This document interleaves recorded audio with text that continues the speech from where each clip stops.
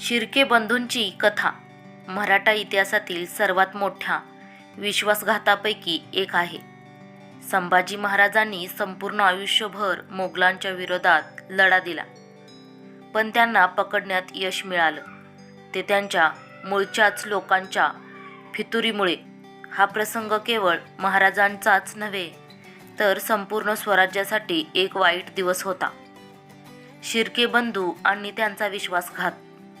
शिर्के हे मराठा सरदार होते, पण काही कारणांनी ते संभाजी महाराजांपासून फारकत घेऊन औरंगजेबाच्या बाजूने गेले.